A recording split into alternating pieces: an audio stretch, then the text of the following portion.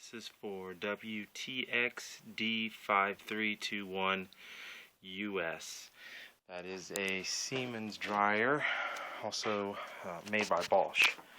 So what I want to do here is quickly go over what I did to find the grinding noise that was coming from the dryer. Shortly after load of laundry, we noticed that this was grinding pretty loud. It sounded like metal on metal grinding, and I'll just tell you quickly where it came from. There is two rollers that allow the drum to smoothly roll when the belt here is pulling it. There's one on this bottom part of the drum, and there's another one on this side of the drum down underneath. In that wheel on this side over here was a zipper from one of my daughter's jackets, and as you can see, they got grinded up pretty good there.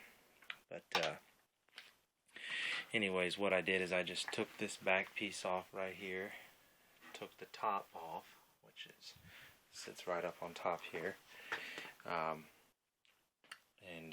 then I unloosened the belt, which is right here. If you go underneath, you can see there is a belt tensioner device that has the spring on it. Let's just get back down here.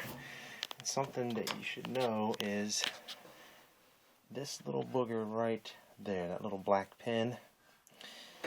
There's one on that side as well. That's a trip mechanism that allows it to know when the belt breaks. This guy right here will fall into that pin over there and stop the machine. In order to start the machine back up after you take your belt off and put it back on, you will have to push in that pin right there, or the machine will click on but it will not spin because it thinks that the belt is broken and it doesn't want to burn the motor out. So you'll have to take the drum down and all that stuff to get to that wheel in there. Sometimes another grinding noise that you could hear is actually right along that wheel. You'll see inside there's those little grooves, and then there's felt. Run your hands along inside there, and sometimes you just have a penny or some kind of hair device inside there.